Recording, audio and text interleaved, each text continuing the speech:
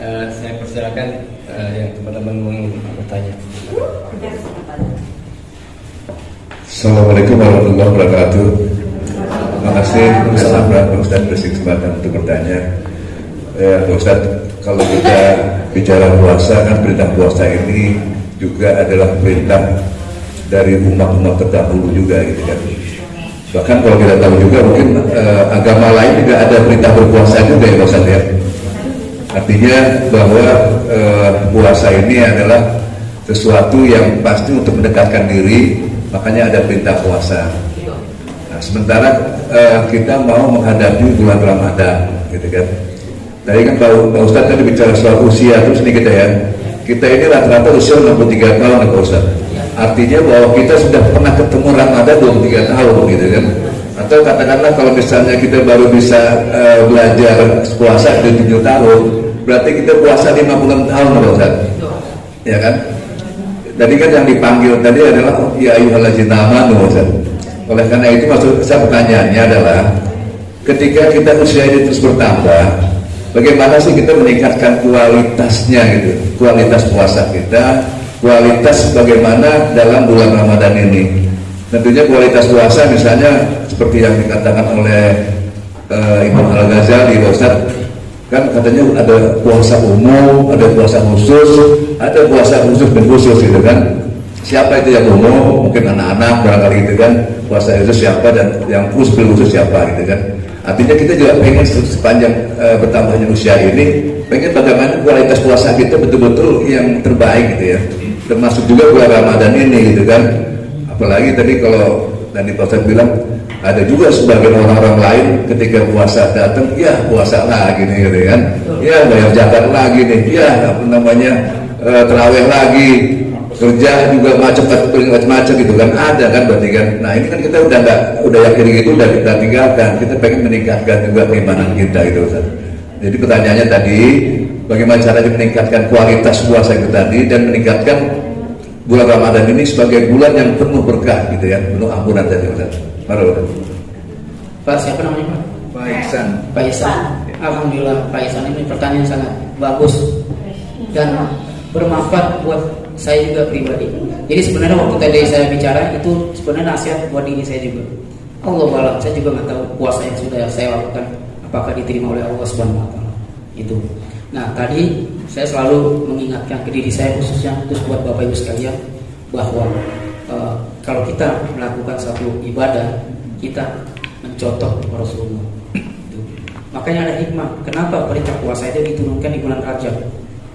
Untuk apa? Memberikan kesempatan di bulan Sya'ban kita untuk latihan, training. Gitu.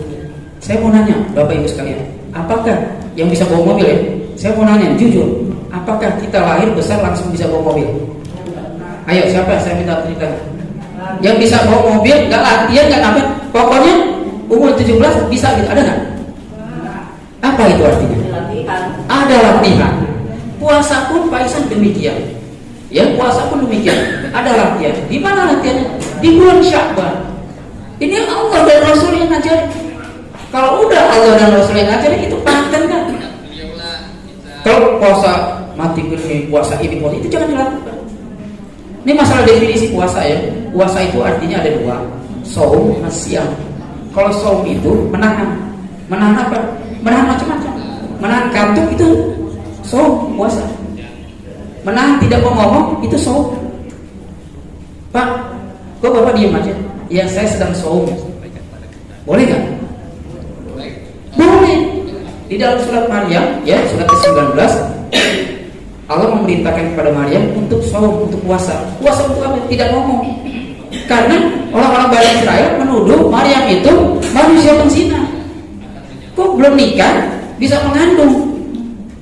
Apa kata Allah? Maryam, grogi ini gimana nih ya Allah? Saya dituduh ini dituduh. Apa kata Allah? Wahai Maryam, engkau shaum, puasa untuk tidak bicara. Itu shaum. Nah yang saya bahas hari ini adalah siyam. Ya, makanya redaksinya kutiba alaikumus syiyam, bukan kutiba alaikumus shaum. Jadi kalau shaum itu artinya umum. Bapak gak mau makan nasi itu shaum. Bapak gak mau ngomong sama istri nggak boleh ya. Gitu. Itu shaum juga tuh. Nah jadi Pak Ihsan perhatikan ya, semuanya kuncinya ada di target. Manfaatkan bulan Syawal. Kenapa? Rasulullah sudah melakukan para sahabat. Gitu. Perkara nanti diterima atau enggak itu tergantung latihan. Bapak ibu sekalian, saya punya teman latihan naik motor, diajarin udah kali-kali, nggak bisa. Saya punya kakak ipar perempuan, diajarin bawa mobil nggak bisa. Tapi dia udah mau belajar. Bapak ibu belajar aja di bulan Syawal. Nah ini ada agenda Ramadan, jalanin aja dulu. Sedekah 1.000, 5.000, puasa sholat sunnah, syuruk, ya, qoblah, nggak ada, jalanin dulu. Nanti kalau ada orang yang wah udah jadi imam ya, udah jadi orang soleh, diemin aja. Nah itu lama-lama terasa. Gak peduli kita hanya ingin dipedulikan oleh Allah dan Rasul. Orang lain mau ini mau itu, gak ada masalah gitu. Nah makanya Bapak Ibu sekalian, buat anak-anak kita nggak pernah nanti kamu puasa harus ikhlas ya kata kamu, ada nggak ngomong gitu? Nggak ada. Kita hanya ngomong kamu belajar puasa, nanti sahur mama bangunkan. Aku nggak kuat, dia nggak jadi masalah, setengah hari aja dulu, betul kan? Apa kita ngomong ingat jangan, kamu harus ikhlas loh karena Allah? Enggak. Tapi sejalan dengan kedewasaan dan kejiwaan yang berkembang, begitu masuk akil balik, baru kita ingatkan. Nah, kamu itu puasa bukan karena mama yang perintahkan, tapi Allah. Dari mana buktinya? Ini suratnya. Quran surat kedua ayat ke-143. Nah, pemahaman itu akan membuat kita menjadi pribadi yang dewasa. Ibadah ya yang dewasa itu jauh bermakna.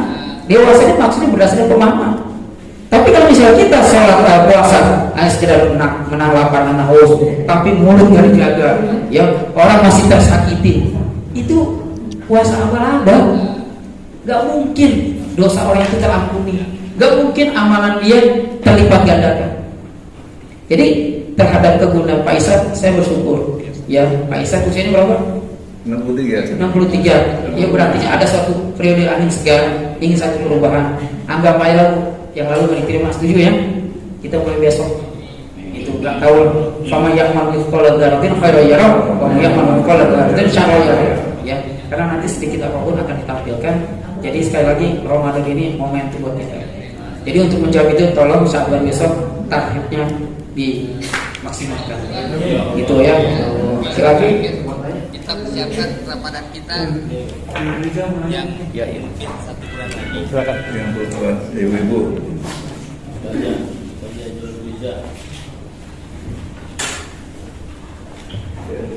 Assalamualaikum warahmatullahi wabarakatuh. Waalaikumsalam warahmatullahi wabarakatuh. Pak Ustadz, saya mau nanya tadi Pak Ustadz bilang masalah memberi ya. Apa sih? Sedekah.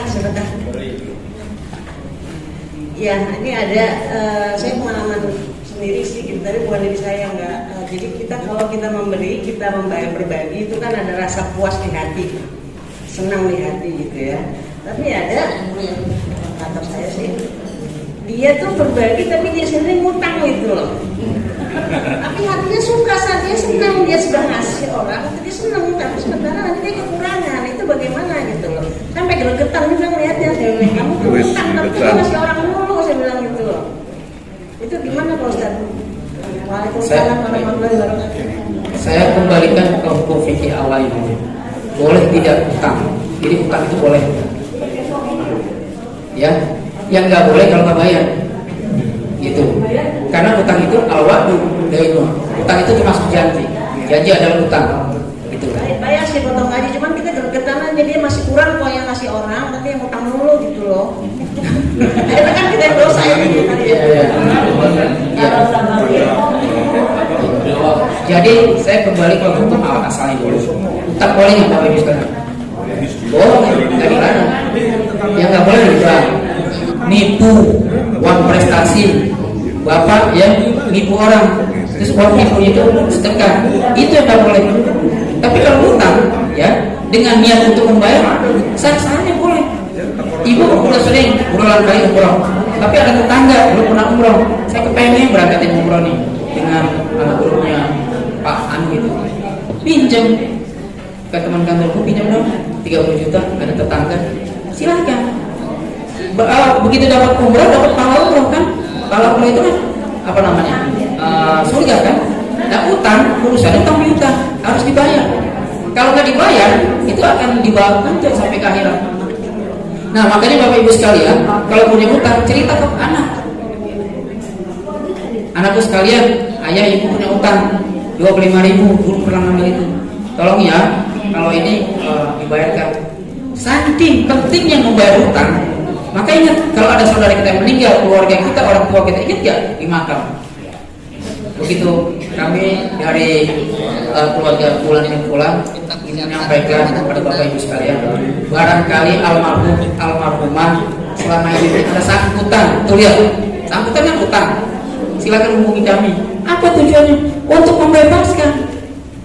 membebaskan si mayat ini terbebas dan tinggal kembali ke diri kita yang suka biasa mengutang untuk bersedekah, katakanlah bagaimana potensi untuk membayar.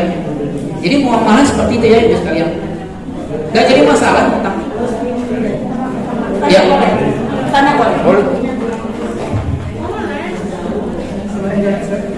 Assalamualaikum warahmatullahi wabarakatuh. Pada bulan Sya'ban itu ada suatu kegiatan Pak yang namanya mungkin nisfu Sya'ban ya Pak. Nah, itu hukumnya gimana Pak? Soalnya ada yang mengerjakan dan ada yang tidak. Makasih Pak Ustadz. Assalamualaikum warahmatullahi wabarakatuh. Bapak Ibu sekalian, untuk pertanyaan ini saya berusaha untuk tidak berpolemik ya. Jadi ukhuwah Islamnya saya utamakan. Tapi kalau misalnya Bapak Ibu nanya ke saya di nisfu Sya'ban apa gitu, ya buat saya di Sya'ban itu apa yang dicantumkan oleh Rasulullah, saya berpuasa, saya perbanyak peningkatan iman, saya berdoa, itu targetnya. Tapi yang bagi yang melakukan, saya nggak akan berani mengatakan Bapak Ibu salah. Saya ini al-fakir, bukan tempat yang paling benar itu ya. Tapi kalau misalnya ditanya Pak Surya di bulan Sya'ban nisfu Sya'ban, ya saya enggak. Saya ingin ikuti Rasulullah, perbanyak puasa, perbanyak doa, dan menyiapkan agenda Ramadan. Selesai sholat isya, sholat maghrib, saya selesai pulang. Nah buat teman-temannya gitu, saya bermohon kepada Allah, mudah-mudahan doa-doa yang disampaikan di acara nisfu Sya'ban lebih mendekatkan dia kepada Allah. Karena kan bagaimanapun nisfu Sya'ban kan baca doa juga kan, sholawat kan. Maka saya tak berani bilang nisfu Sya'ban haram. Apa kehebatan saya mengatakan Tuhan? Ada saudara kita habis sholat maghrib, iya, itu.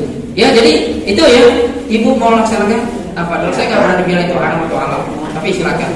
Saya hanya berbaik sangka buat saudara-saudara saya yang melaksanakan musabah. Semoga ucapan doa, sholawat lebih mendekatkan mereka kepada Allah Subhanahu Wa Taala. Itu. Ada lagi? Terima kasih Pak Ustaz. Assalamualaikum warahmatullahi wabarakatuh. Waalaikumsalam warahmatullahi wabarakatuh. Saya ingin bertanya terkait dengan tujuan akhir. Saya ingin bertanya terkait dengan tujuan akhir melaksanakan ibadah puasa. Ada salah satu hadis yang berbunyi Bunyal Islam ala khamsin ya Ustaz. Syahadati alla ilaha illallah wa asyhadu anna Muhammadar Rasulullah wa aqimus shalah wa siyam Ramadan wal haji baiti man istata'a ilaihi sabila. Jadi artinya Islam itu dibangun atas 5 fundament Pak Ustaz ya. Salah satu diantaranya puasa. Nah pertanyaannya, kenapa hanya puasa yang secara tekstual itu akhirnya itu menjadikan orang yang bertakwa? Kenapa sholat tidak ada yang menyatakan goalnya itu takwa itu Pak? Hanya puasa saja. Barangkali itu. Terima kasih Pak Ustaz. Assalamualaikum warahmatullahi wabarakatuh. Baik, kalau arkan Islam ya, rukun Islam itu ada 5. Jadi kalau satu itu runtuh, maka kemungkinan yang lain itu runtuh. Makanya rukun Islam pertama syahadat, asyhadu alla ilaha illallah wa asyhadu anna Muhammadar Rasulullah. Redaksinya udah titik. Enggak ada. Saya hanya mau beriman kepada Allah, tapi kepada Nabi Muhammad enggak ada. Saya hanya kepada Allah. Ya. Kenapa nih kalimatnya asyhadu alla ilaha illallah wa asyhadu anna Muhammad Rasulullah. Saya bersaksi, ya, saya bersaksi hanya Allah, ya, yang Tuhan atau Rabb yang layak ya saya sembah. Yang lain gak layak. Gitu. Nah kata Allah, kalau engkau komitmen dengan aku sebagai Rabbmu, kata Allah gitu ya, maka siapa aku uji? Kamu nggak sampai sini Pak? Apa ujian itu? Maka diperintahkan kita sholat. Ya, ada di dalam Quran surat ke-29 Al-Ankabut ayat ke-45. Terus ada perintahkan kita zakat. Wa aqimi sholat wa atu zakat warka'u ma'roki'in. Terus diperintahkan kita puasa. Quran surat kedua ayat ke-183.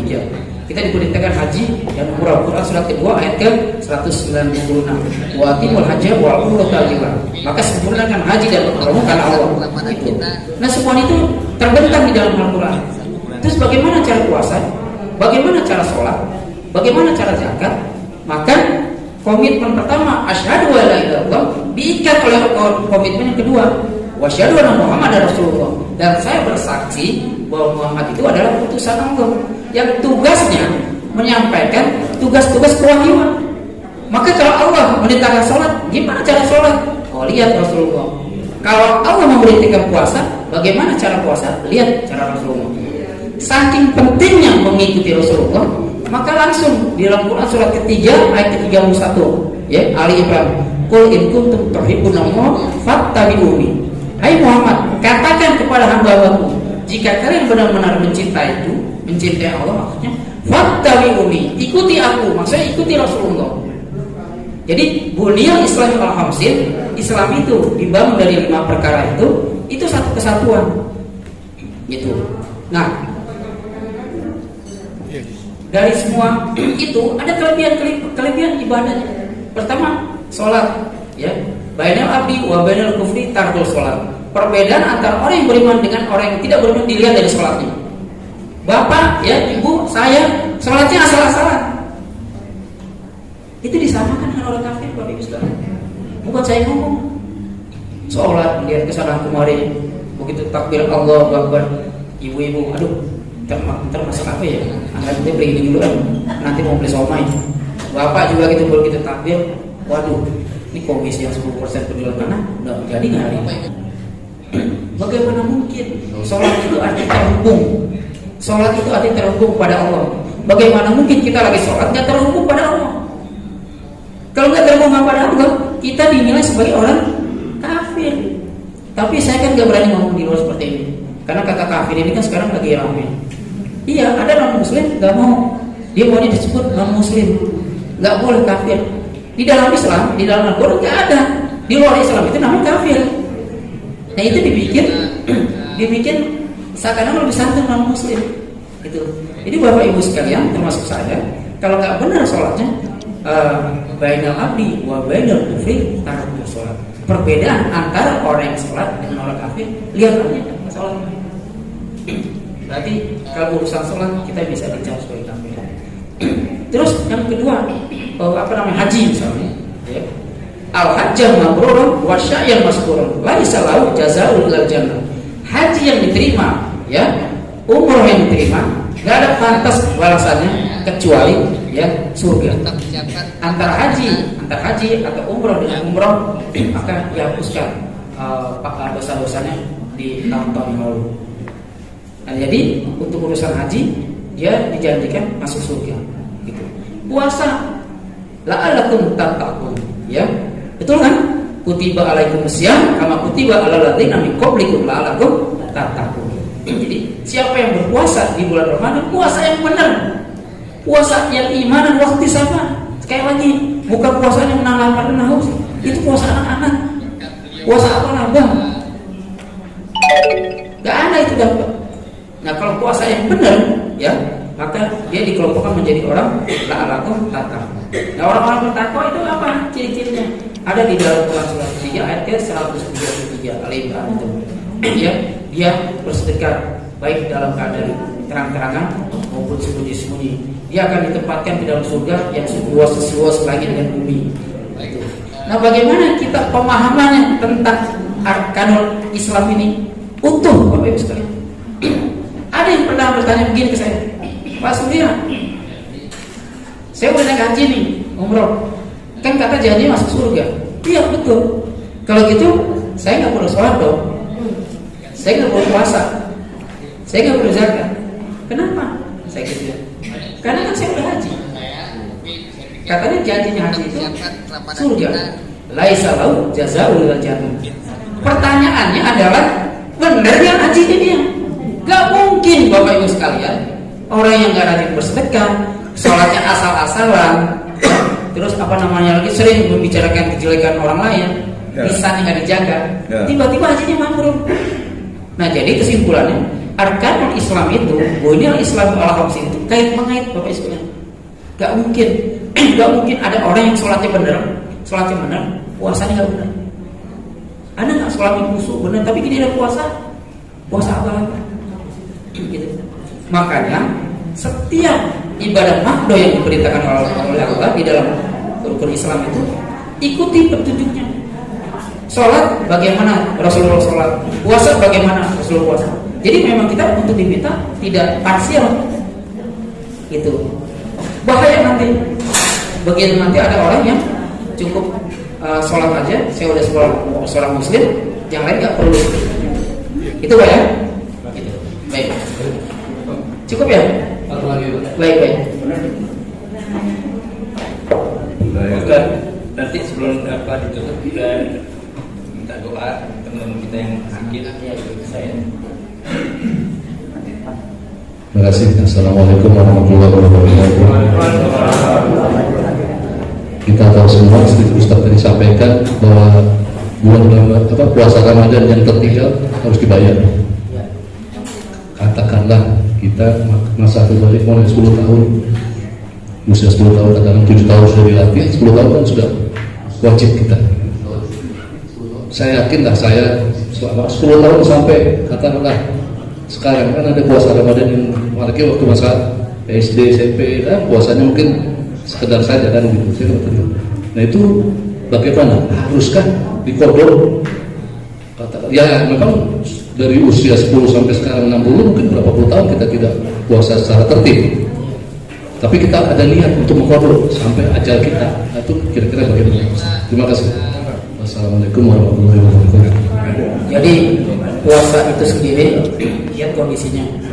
Apakah ada seseorang ini dia bisa melakukan puasa lagi? Maksudnya kalau udah sepuh, umur 70, 80, maka dia wajib berfidyah, puasa. Itu juga dengan berkonsultasi dengan dokter. Kayaknya nih orang kalau puasa malah makin bermasalah, maka cukup berfidyah. Terus bagaimana masa-masa lalu yang telah lalu? Bapak perkirakan mohon pada Allah, ya Allah saya akan mengkodok puasa-puasa yang lalu. Misalnya dari usia 65 tahun barangkali ya ada 2 bulan atau 60 hari yang ditinggalkan. Itu kita laksanakan. Niat ya Allah, saya mengganti puasa saya yang dulu yang pernah saya tinggalkan selama kurang lebih 60 hari. Dan ikuti dengan tobat. At-taubat maqablaha, ya. Tobat itu bisa menghilangkan atau menghapus dosa-dosa kita. Kita persiapkan Ramadan kita. Kita puasa, kita di luar Ramadannya. Jadi kalau Ramadan saat gitu. Termasuk juga sholat, Bapak Ibu sekalian mau sakit hati. Itu sholat harus di kodok, sholat yang udah pernah. Buat kita yang berislam, kalau orang kafir masuk Islam, ya umur 80 tahun, 79 tahun nggak dihitung, yang dihitung awal.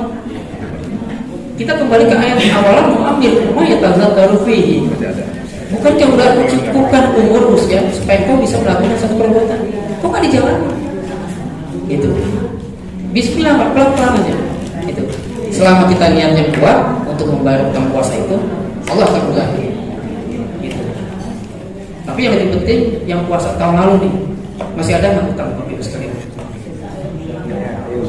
Awas.